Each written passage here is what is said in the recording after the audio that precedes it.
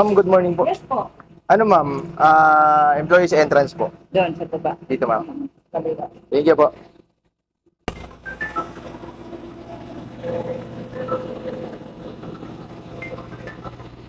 Sir, employees entrance po. Dito. Dito. Kaliwa ka lang, Okay, kaliwa sir. ka. Thank you po. Ingay rito. Generator. Pero wala namang ano ngayon. Wala namang brownout ngayon. Bakit nakabukas yung generator nila? Wala ko narinig nyo pa ako dahil ang ingay dito. Yun, ito, okay.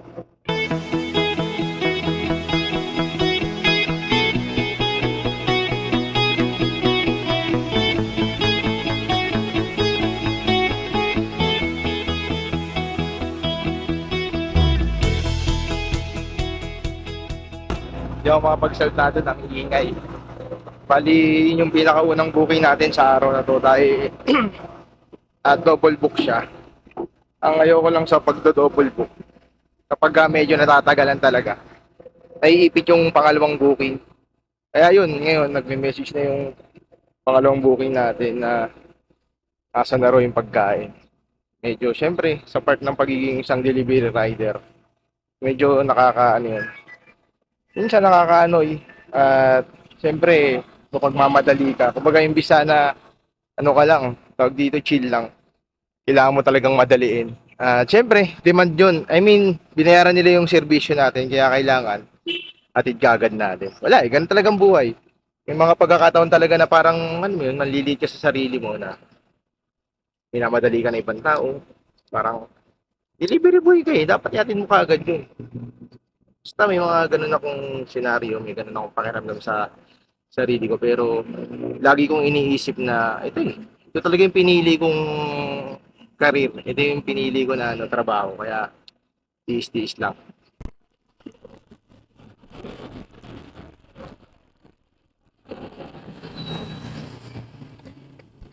Good morning po, Sir Edwin. Agad, sir? Naka-double book kasi sir eh. Sa ano, Sino ba nag-double book? ano yung sir, automated ng Grab. Oh, Sila po Brad, alas 9 ko pa in-order to. yun nga po sir eh, yung kulang Tapos, pag double book yan, yari may nag-book sa'yo 4. Etong isa alas 9 niya in-order. Paano may di-deliver yan? sunod-sunod yun sir kung kailan lalabas. Paano kung sino malapit sa area? O paano? Depende rin po sa ibibigay nila na. Na, I mean, system po kasi hindi, paano? Nakuha mo na lahat. Nalagay mo na dyan. Opo, bali by system po yung nagbibigay nun. Kung sino po yung nag-number to number. Ano mo naman deliver? Yun nga sir. Sir, pag bubuksan ko sa harapan niya, dapat check. Sige sir, walang problema. Kung babayaran ko na lang po. Sir, hindi sa'yo. Kasi parang may mali. Sobrang tagal. Yun nga yung problema ngayon sir. Saglit lang to. Hindi ko naman pinababayad sa'yo, tinatanong ko lang. Opo sir, bali ang Hassle kasi, bali ang diyan lang ako nakatira, ito pwede palabas yun ito. bali ang nangyayari kasi ngayon sir, medyo may problema kasi si Grab. Matagal talaga Kaya yun. kung tinatanong sa'yo, halimbawa, 4 yung deliveran mo. Kaya lang, pag deliveran mo sila, yung nag-place na order to, halimbawa, number 1, number 2, sino unahin mo? Pag diniliver mo siya, siya ba yung pinakamalapit? O kunyari, unahin ko, galing kasi. Bali ang ano kasi yan, automated kasi sir, sila yung nagbabato ng book. Saan nakalagay yung number 1? Dito sir.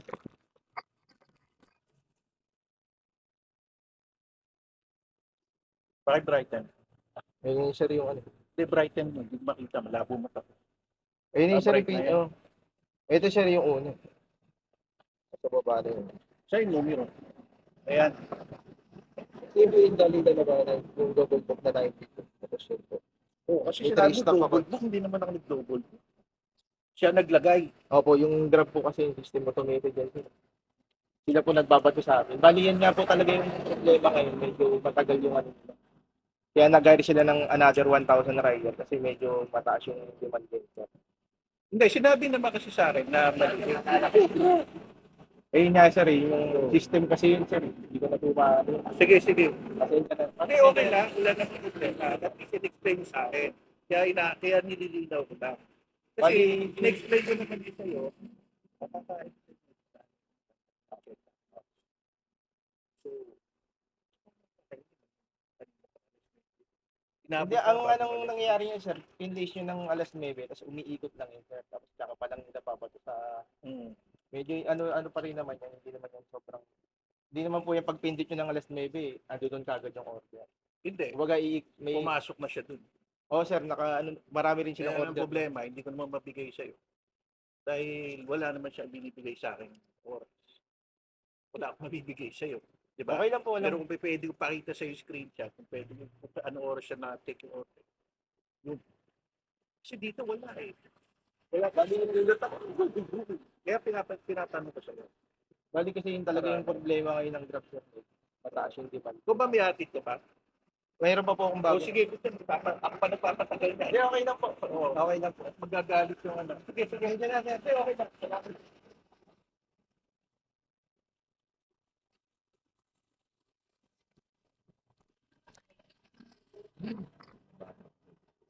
Naiintindihan ko naman yung side ni sir. Kumbaga magulang niya yung yung kakain ng pagkain at hindi naman siya. Basta, yun yung ngayon. Wait lang. Ano na tayo ng smell dito? Pagkapaliwanag.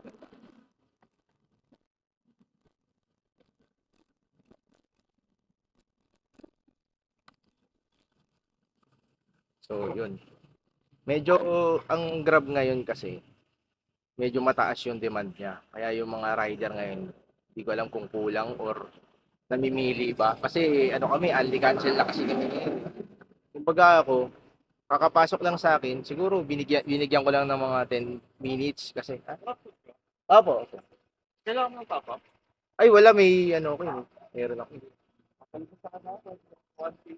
Wala ka rin ako. May tapa pa ako eh.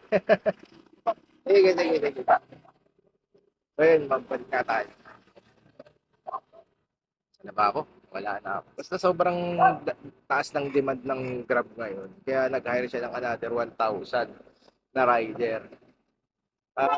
Medyo matagal talaga pag nag-book kayo. Pero may time din naman na mabilis lang. And syempre, given na Mother's Day ngayon, mataas yung demand. Baga, may mga rider din na hindi bumiyahe. Kaya medyo expect ninyo kapag talagang mga peak days or mga holidays, sure ball talaga na medyo matatagalan yung rider. At isa pa syempre yung road condition, yung panahon, at basta, marami pang dapat i-consider. Pero ako, hanggat maaari, hindi ko naman pinatatagal. Kumbaga ako, itong booking na to, nag-alat lang ako siguro mga 10 minutes para at least kahit pa paano may allowance na. Minsan kasi, kahit sabi natin prepared order, naghihintay pa rin tayo dun. So, sakto nung dumating ako, dinala ko. Tapos, syempre, dun sa unang booking natin, naglakad pa tayo, nagtanong pa tayo, naghintay pa tayo ng onte, kaya medyo kumain na siya ng oras. Syempre, bilang isang customer, talagang right naman niya yung sinasabi niya. Siguro, sa akin, assessment ko lang, medyo mali lang ako ng una. Parang naging sarcastic lang. Sige sir, bayaran ko na lang po. Baga, parang na rin ako. Ewan ko, basta medyo na medyo tumaas yung libido ko nun. Pero mali ko yun, sobrang mali ko yun na naintindihan ko na, I mean, eventually piniliwanag niya kung bakit siya na-hassle na ganun dahil parang nga sa magulang. At yun, ang halaga naman nagkaintindihan, humingi ako ng pasensya kay sir. At syempre naisip ko rin na mali yung sinabi ko na parang syempre parang nangahamon ako na sige sir, babayaran ko na lang po. Di ba? Parang ang dating rude, di ba? Pero mahalaga naman napaliwanag ko naman sa kanya na ganun talaga yung sitwasyon. At habang nag-uusap kami, sir, napasukan na tayo ng susunod na booking natin. Bali, sa Robmag to. So, punta na tayo. Baka ito, magalit din kapag matagal na tayong pumunta doon.